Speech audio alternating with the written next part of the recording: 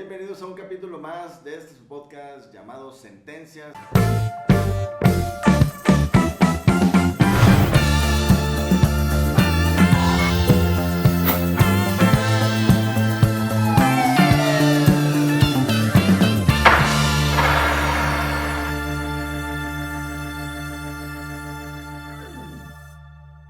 Estoy muy contento y muy agradecido con nuestros invitados del día de hoy. Nuestro invitado del día de hoy, el juez Ángel Arturo Ramírez Costilla, quien nos acompaña. Señor juez, muchas gracias por darnos un poquito de tu tiempo. Sabemos que estás muy ocupado y que, pues bueno, la tarea que tienes es inmensa.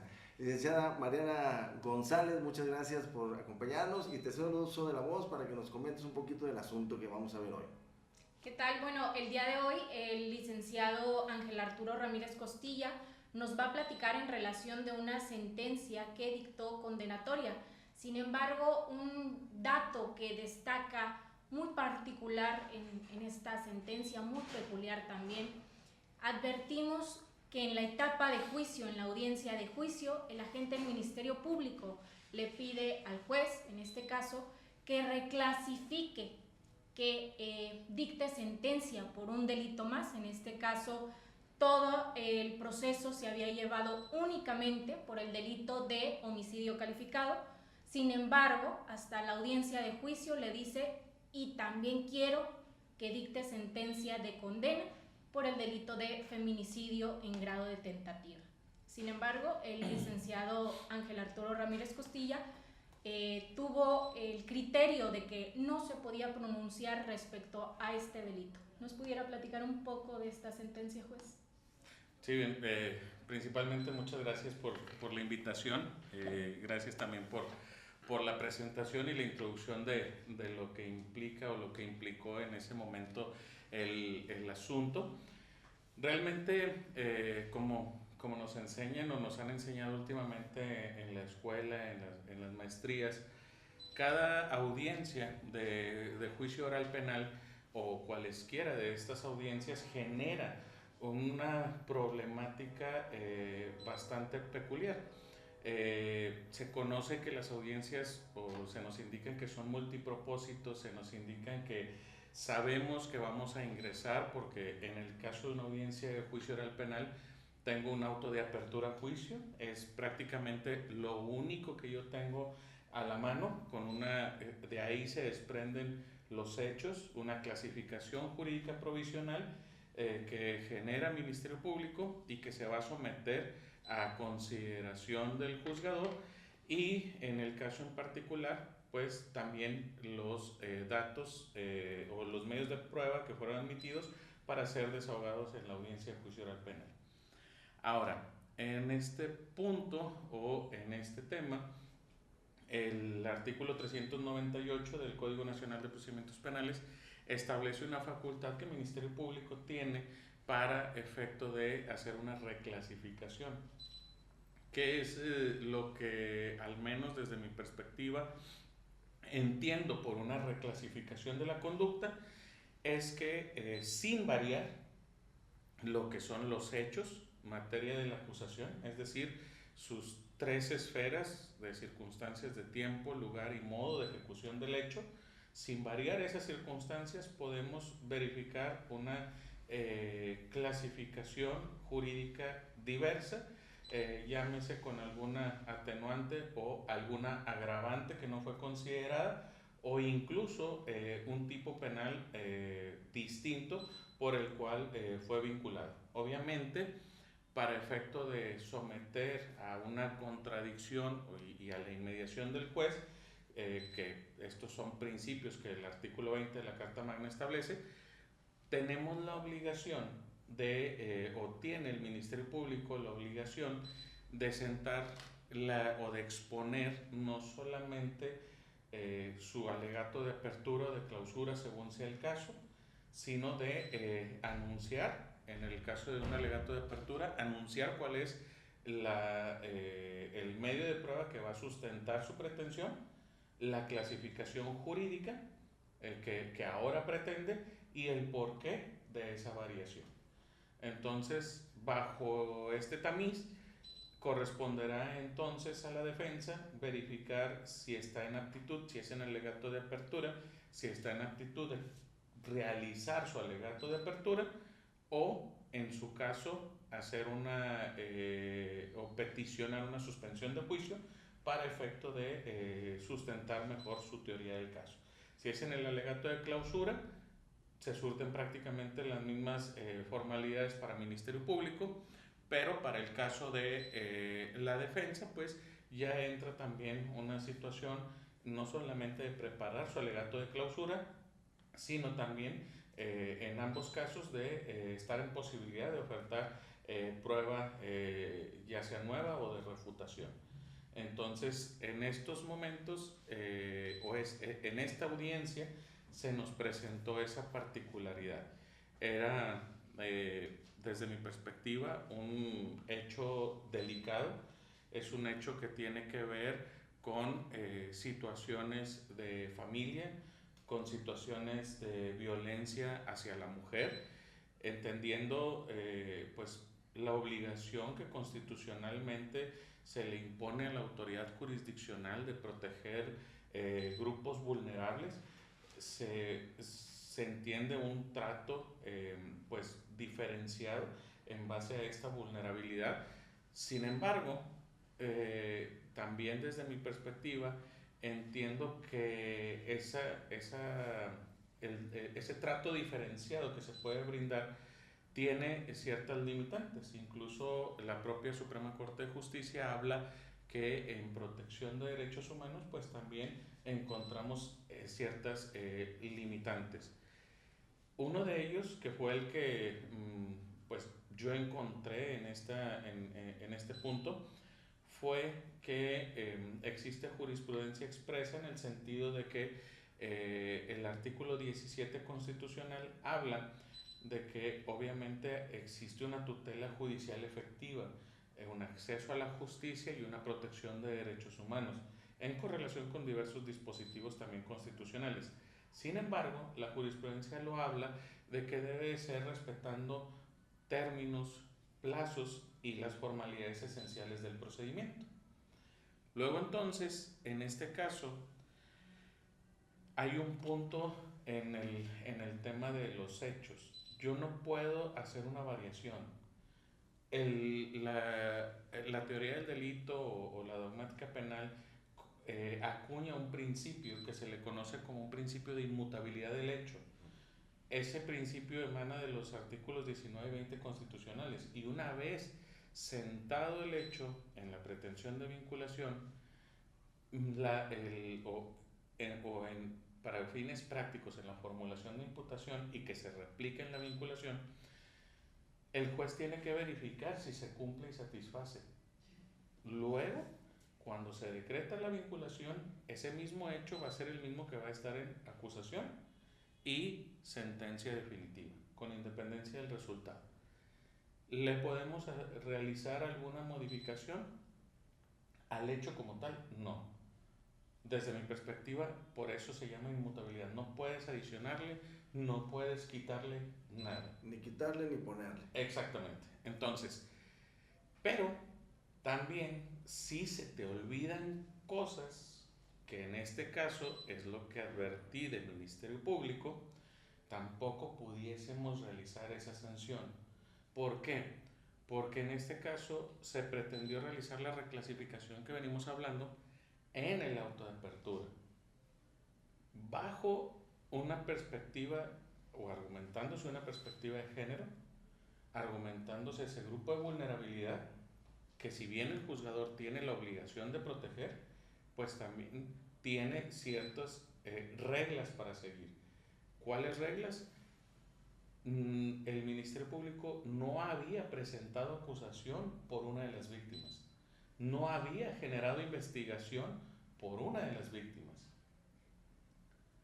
Tristemente, para efectos de la sentencia, para efectos sociales, para efectos de justicia, es hacia la dama, de quien, aún conociendo el hecho, puesto que fue justamente quien dio la noticia criminal y quien estuvo generando toda la información, su tratamiento en todo momento y en toda etapa del proceso fue como testigo, no como víctima, aun cuando había resultado lesionada. ¿Por quién? Por su expareja.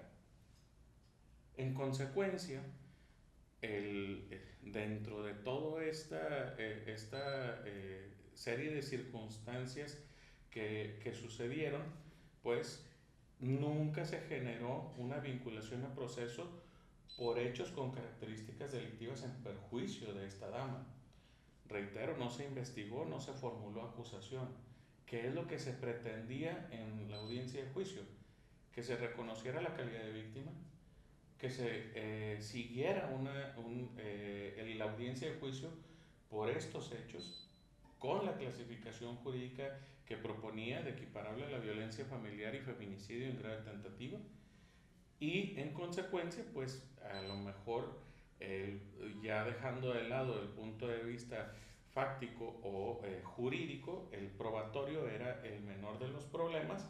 ¿Por qué? Porque al final del día la información eran pruebas en común. Incluso la testigo que mejor perspectiva, idoneidad, conducencia tenía era justamente esta víctima con un tratamiento de testigo desde origen. Esa fue la problemática que se presenta. Ok, entonces es un asunto en donde la expareja de una persona llega a su domicilio, entra al domicilio, pelea con la persona con la actual pareja, con la persona que convivía la mujer sale del lugar, sale la expareja a perseguirla y hay un llamamiento a la policía y la persona se va. Regresa la mujer al domicilio y encuentra a la persona, a su pareja actual, muerta, o más bien lesionada y posteriormente fallece. El fiscal realiza su investigación, ahí llegan las pruebas, pero no realiza de una manera correcta la investigación, no hace las pretensiones adecuadas para poder darle la calidad de víctima a la mujer, sino solamente lo hace por el fallecido. Y esto lo pretende, digamos que corregir en la audiencia de juicio, así como los delitos que él consideró tentativa de feminicidio y violencia familiar, también en la audiencia de juicio. Esto es lo que hace el fiscal y que a la postre tú consideras que procesalmente, no obstante que sea un grupo vulnerable, no es posible reclasificar el delito en esa etapa procesal. Son los hechos del asunto y una de las cosas que platicábamos antes de entrar al cuadro es que la justicia como un concepto de llegar como a alcanzarlo, se enfrentará contra estos procedimientos, contra este proceso, contra el principio de seguridad jurídica, contra el principio de legalidad, o esto precisamente que hiciste es atendiendo a la seguridad jurídica de las partes. Esa es una pregunta bastante compleja, la verdad. ¿Por qué? Porque al menos desde mi muy particular punto de vista existe una universalidad. ¿En qué? En ciertas instituciones y en ciertos conceptos. Si nosotros vemos la concepción de los romanos de lo que era la justicia, o lo que nos enseñaron en la escuela de la definición de Justiniano y demás, realmente lo ponemos a la sociedad mexicana, lo llevamos a Brasil, lo llevamos a Australia, Asia, en cualquier parte del mundo van a tener una concepción similar o semejante de lo que implica la justicia. ¿Por qué? Porque esto, desde mi perspectiva, son conceptos universales. Para mi visión de lo que un juez debe de proveer hacia la sociedad es precisamente lo que acabas de tocar: seguridad jurídica, cumplimiento de principios, cumplimiento de legislación, de criterios, que esto puede tener una sensación o una percepción. Obviamente estamos hablando, y si lo llevamos a un término coloquial, sobre pretexto de lenguaje ciudadano que nos marca la Corte, pues cada quien habla como le fue en la feria. Entonces, Coloquialmente hablando, podríamos explicarlo de esa manera. ¿Por qué? Porque si lo ponemos de punto de vista de los familiares del occiso, se hizo justicia. Se condenó al culpable y a quien privó de la vida a su familiar. Si lo ponemos desde la perspectiva de la dama, estaríamos hablando de que existe una posibilidad de que ella se haya sentido vulnerada. ¿Por qué?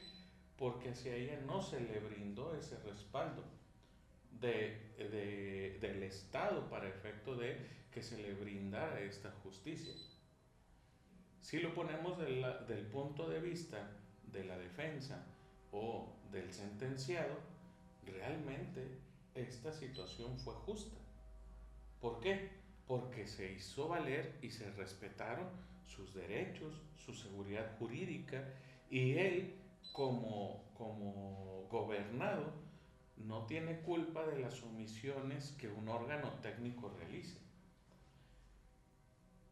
Entiendo que al menos tampoco la parte víctima pudiese tener o debiese de pasar por esos errores que se pudiesen cometer, olvidos o descuidos o alguna otra situación que se pudiese cometer por parte del Estado. Sin embargo, la propia legislación establece medios. Cuando Ministerio Público observó esa situación, no tenía ningún obstáculo porque la legislación le da los medios para hacerlo. El artículo 316 genera esa situación en donde dice, bueno, si en el transcurso aparece otro delito, lo hacemos. Incluso con mi resolución considero, este es un punto probablemente debatible, pero si nosotros observamos los mismos hechos, tienen dos víctimas y dos clasificaciones jurídicas diferentes. Como tal, a eso se le conoce por el numeral 410 del Código Nacional de Procedimientos Penales como un concurso de delitos, concurso real. Es decir, hubo dos acciones en ese caso que representaron dos hechos diferentes con dos resultados diferentes. Es decir, tuvo que el sujeto activo realizar una acción para privar de la vida al hoyo occiso, una totalmente diferente, aunque dentro de la misma temporalidad, pero totalmente diferente hacia la dama. ¿Qué es lo que esto implica? Yo no juzgué ni decreté sentencia absolutoria por la dama. Yo lo que dije fue, en este asunto, ella no es víctima y estos hechos no están sometidos a mi consideración. Luego entonces, Ministerio Público, si realmente quisiera hacer justicia y enmendar ese error, sería generar un nuevo proceso para efecto de generar todo el proceso judicial y en consecuencia se genere esta sentencia. ¿Con qué nos topamos en ese punto? Que o bien se pudo hacer en la misma carpeta o en una carpeta diversa para efecto de acumular, o bien se puede realizar esta nueva investigación porque esos hechos con respecto de ella no han sido sentenciados. No hay una prohibición de doble reproche del 23 constitucional. ¿Por qué? Porque son dos momentos distintos. Incluso de haberlo generado y de haberlo aceptado, la consecuencia sería, como en ese entonces consideré una pena mínima, sería la mínima de cada uno de los delitos. Si lo vemos después, es exactamente lo mismo que acontecería. Entonces, en términos generales, no existiría ese detrimento, salvo un eventual beneficio en ejecución, pero estamos hablando que son ilícitos de homicidio calificado, feminicidio en grado de tentativa, altamente punibles, más equiparable a la violencia familiar, que también existen ciertas condiciones especiales a tratar precisamente por este tipo de situaciones. Entonces, desde mi perspectiva de justicia, se puede incluso compaginar todo esto porque la legislación, la Constitución, establece los medios para realizarlos, aún en el entendido de la determinación que adopte. El asunto todavía no se termina.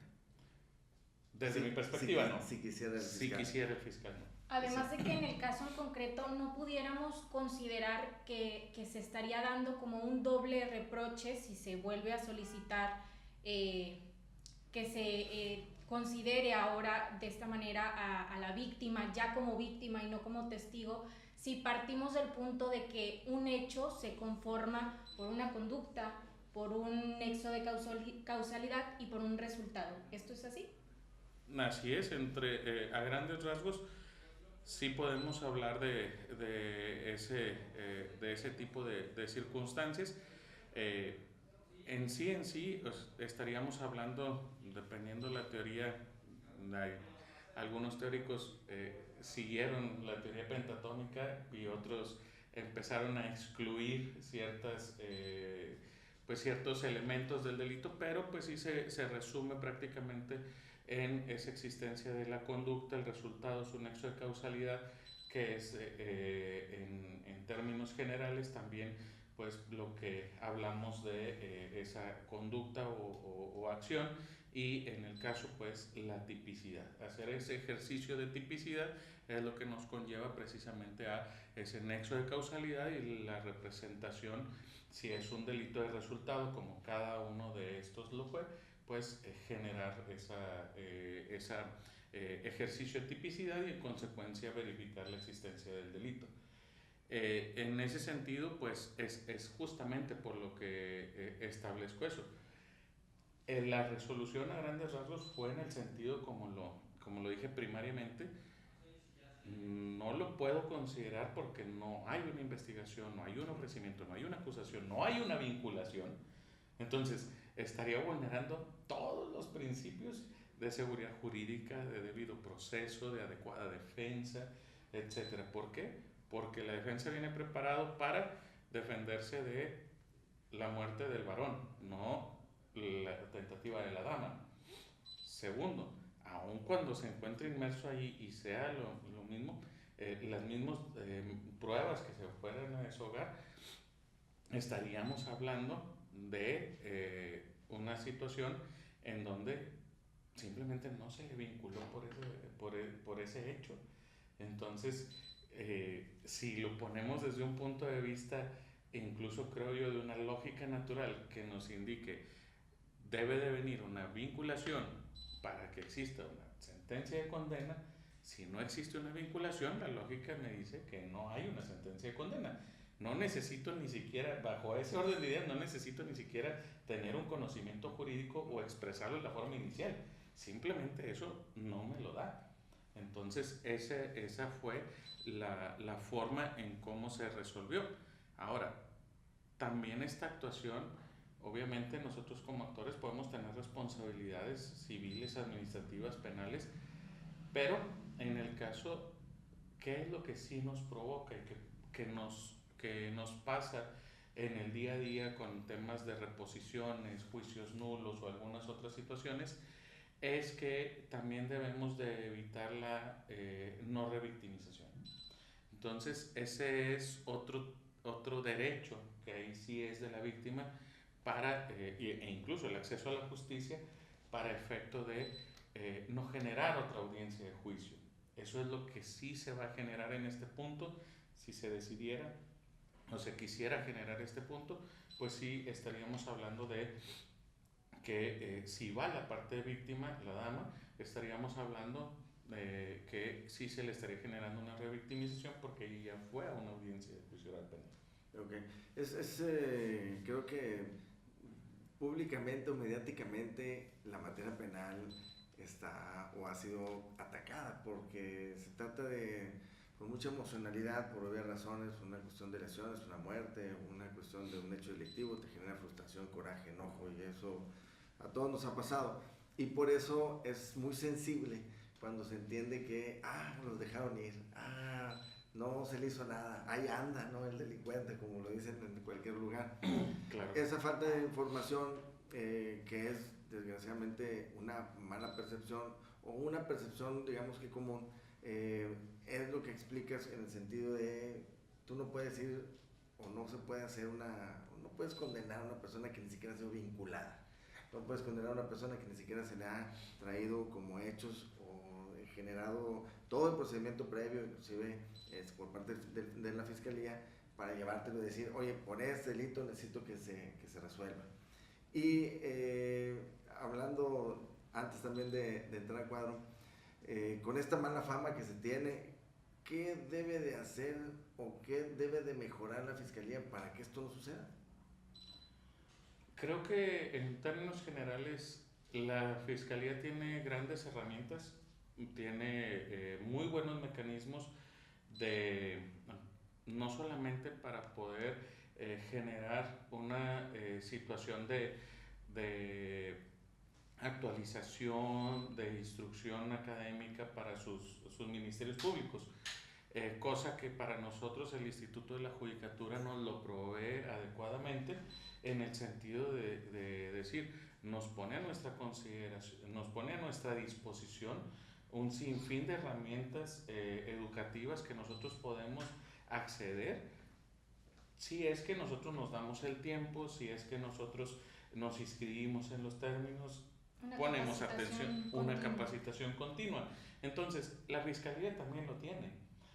Y el detalle o el tema es brindarle a cada asunto la importancia que se requiere. Como juez, en el día a día, si estamos en una audiencia de control o en una sala de control, llegamos a ver, puede ser una, si es muy extensa, hasta 20 o 30 audiencias en un mismo día. Si nosotros nos ponemos o estamos pensando en la audiencia que viene, entonces estamos hablando de que debemos de poner nuestro 100% en cada una de las audiencias y en consecuencia generar esa certeza en el gobernado de que tenemos pues esas herramientas. Ahora, considero que para la Fiscalía, para incluso este caso en particular, no es una falta de sapiencia, no es una falta de preparación, sino puede ser el cúmulo o la carga que se tiene normalmente. Puede ser también que en las audiencias se va generando información diversa o en todo el proceso en donde la propia Fiscalía se divide el trabajo en áreas, en secciones. Algunos ven las intermedias, otros ven los seguimientos o las iniciales, otros ven la audiencia de juicio. Entonces también va cambiando la óptica que cada fiscal le puede brindar a sus asuntos. En este caso, pues es simplemente eso, el generar nuestro 100% de capacidad, de intelecto, de preparación, de disposición, de servicio público, que al final del día todos somos servidores públicos, para brindar ese acceso y ese respeto a los derechos humanos de la totalidad de los gobernados. ¿Por qué? Porque en sí todas las herramientas están, todas las herramientas existen. A México se le ha catalogado como que nuestra constitución, nuestro sistema, nuestros derechos es un mundo utópico, precisamente ¿por qué? Porque nuestro sistema constitucional y legal nos provee un sinfín de herramientas para poder defender nuestros derechos humanos. La prueba simplemente el juicio de amparo. Entonces, en este caso o en estas condiciones creo que eso es lo primordial para poder brindar esa seguridad.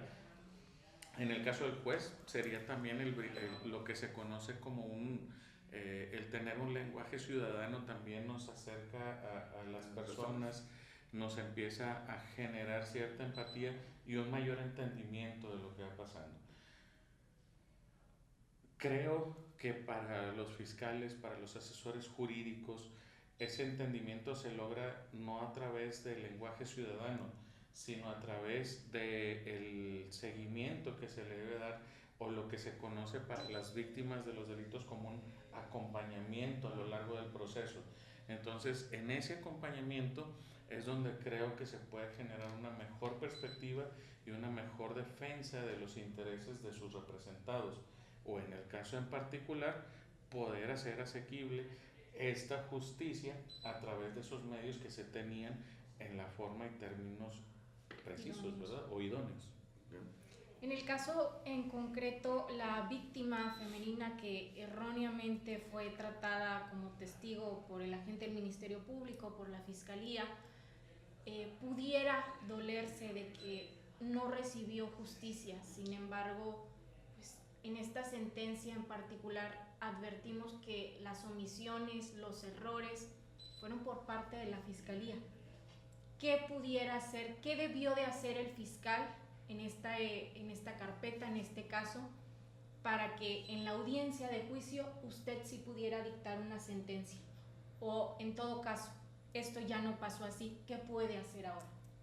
Bien, pues como se señaló en momentos previos, se genera, si ya está vinculado el propio artículo 316 en concordancia con el 19 constitucional, nos dice, si aparece un nuevo delito en la investigación o alguna situación, podemos generar esa investigación complementaria y en consecuencia pudieran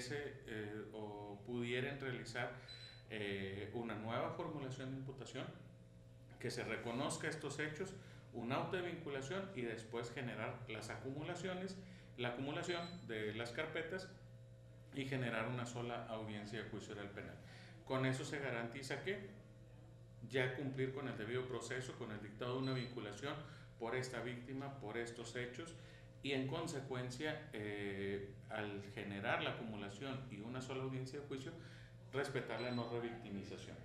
Ahora, no se realizó, no considero ningún obstáculo porque, reitero, a través de esas conductas, si bien en la misma temporalidad, desligadas penalmente una de otra, estaríamos hablando de que esa no fue juzgada y en consecuencia pudiese hacer exactamente lo mismo si es que aún puede tener el interés jurídico o el interés de la parte víctima, la dama, para poder realizar otra vez todo lo que es un proceso de carácter judicial, lo que conlleva evidentemente acudir nuevamente a una audiencia de juicio oral penal. Al final del día son las mismas, dependiendo de la etapa, datos, medios o prueba que va a ser generada. Ya están prácticamente realizadas, ¿no? Están desahogadas, ¿no? Exacto. Okay. Muchas veces en los medios de comunicación, ya sea en televisión, en noticieros, en periódicos, redes sociales, etcétera, pudiéramos ver algún tipo de notas con un como toque amarillista, donde a veces pudiéramos escuchar como juez de control no se quiso pronunciar respecto a dictar sentencia por una víctima de feminicidio en grado de tentativa, tornándolos a ustedes como los malos de la historia, como los corruptos, como los omisos. Sin embargo, esto no es así, pero la sociedad no tiene conocimiento de esto. Otra pregunta difícil, pero creo que en el caso en particular, o en términos generales más bien, cada quien al momento de poseer cierta información, uno va a tomar ciertas decisiones o va a tener un punto de vista. ¿Por qué? Porque no conoce la totalidad de lo que sucedió. Ese es uno. Segundo, pues evidentemente si yo llego y digo simplemente el juez decretó legalmente una sentencia de condena sin considerar esto y le doy otro matiz, pues no genera un impacto. Incluso en términos generales, entiendo que los medios de comunicación hacen su labor y hacen su labor con la finalidad de llegar al mayor público posible. Claro. Posiblemente eso nos genere o genere en la sociedad un descontento, pero también entiendo que a través de de estos medios que son también igualmente importantes, que también nos auxilian a que llegue toda la totalidad de la información y otro tipo de perspectiva, y que toda esta información vaya complementando el punto de vista que tiene la sociedad. Es decir, al final del día, aun cuando se entiende que los medios de comunicación van a generar su labor, pues también nosotros estamos generando nuestra labor. Tenemos familias, tenemos seres queridos. En términos generales pues se ha tenido el cuidado simplemente de señalar un juez de control, no personalizar a través de un nombre y demás o un rostro, para efecto de que realmente llegue la nota o llegue alguna otra situación. Sin embargo, pues también la propia ley, las propias o leyes leyes y reglamentos que hacen el tratamiento de acceso a la información pública, de datos sensibles, datos reservados o datos personales, pues también hablan de circunstancias en donde pudiesen no generar y no dársele el total acceso al medio de comunicación, que al final del día, con ese a veces precaria información que tiene, pues tiene que generar una nota de impacto que llegue a las masas.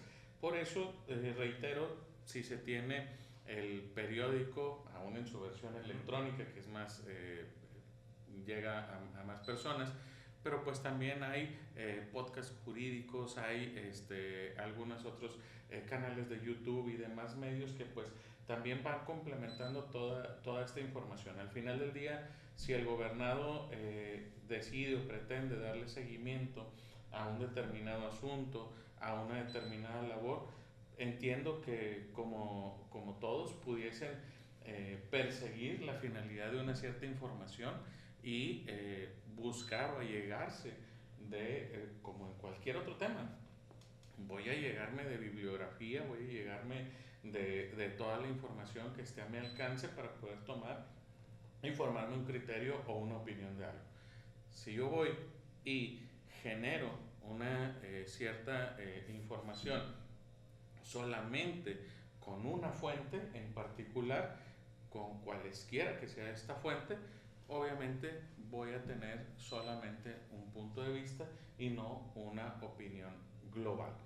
Luego entonces, pues a veces sí salimos con una opinión negativa y ya se genera esa opinión negativa a través de jueces, porque también es más fácil generalizar y decir todos los jueces, todas las personas, todos los ministerios públicos, pero no es así. Cada uno tiene su conocimiento, su labor, su experiencia, su técnica, su método para efecto de ejercer su labor de la mejor manera posible. Entonces, pues eso también implicaría un conocimiento que a lo mejor ustedes como abogados pueden generarse mayor. ¿Por qué? Porque pues están más al alcance de observarnos a todos, tienen su conocimiento jurídico y demás, pero pues esto no es obstáculo para que personas que no tengan esos conocimientos jurídicos pues también pudiesen allegarse a información para tener un criterio más amplificado. Claro, claro. No sé si tengas algo más que agregar. Ahorita que comentabas algo, se me hizo interesante lo que mencionaste así de refilón. Rostros. Jueces sin rostros, jueces con rostro. ¿Los jueces sin rostro los consideras tú necesarios para un cierto tipo de lugar o para un cierto tipo de delitos en algún cierto tipo de lugar? ¿Consideras que sería una buena medida? No. Yo creo que dentro de nuestra labor jurisdiccional, incluso el Poder Judicial del Estado ha acuñado distintos códigos de ética que generan, incluso la Federación también tiene su código de ética, que generan ciertos valores y principios que al final del día nos guían en la labor jurisdiccional. Por lo tanto, hay que sobreponerse a ciertas condiciones adversas que ya sea el entorno, el asunto y demás nos están generando. más allá de esta situación y quitando una visión ética en cuestión de los principios, el artículo 20 constitucional establece un principio de inmediación. Un juez sin rostro, al menos desde mi perspectiva, rompe con ese principio de inmediación. El punto de vista más simple es cómo saber si el juez está poniendo atención, simplemente si está ahí, qué es lo que está pasando. Eso, hay principios que en otros países en donde ya se tuvo, porque se inició y se abandonó con ese juez sin rostro, eh, al final del día no se guían bajo ese tipo de principios constitucionalmente hablando, y después estamos ante también reglas que el Código Nacional nos establece como una competencia subjetiva, competencia que netamente se surte de actitudes, de aspectos que engloban al juzgador y que posiblemente pues no sean ni siquiera perceptibles para las partes para efecto de generar esa inmediación. Entonces, entiendo que hay ciertas circunstancias que pueden salvaguardar y que pueden generar. El propio Código Nacional nos da la posibilidad de que las audiencias se hagan a través de videoconferencia. Obviamente el juez en ciertos asuntos pudiese, en base a esa situación, estar en un lugar determinado, seguro y demás, pero la videoconferencia implica esa comunicación en tiempo real, directo, bidireccional, etcétera, audio, video, para efecto de garantizar esa inmediación y el resto de principios. Ok, me queda muy claro. La pregunta era por lo que habías comentado, porque viene en la reforma la parte de los jueces sin rostro. Y bajo los ejemplos que mencionas, pues sí, se abandonó en una parte de Centroamérica en ese periodo que Sendero Luminoso estaba en los 90, pero bueno, ojalá y se vuelva, que dentro de la reforma sea lo mejor posible. Licenciada, ¿tienes algún otro comentario final? Agradecerle al juez que nos acompañó el día de hoy por sus conocimientos, por compartirnos pues todo esto que nos resulta enriquecedor para mí, para el licenciado Daniel y por supuesto pues para nuestra audiencia. Muchas gracias, licenciado, por acompañarnos, y a todos los que nos vieron, nos escucharon, nos vemos en la próxima. Gracias.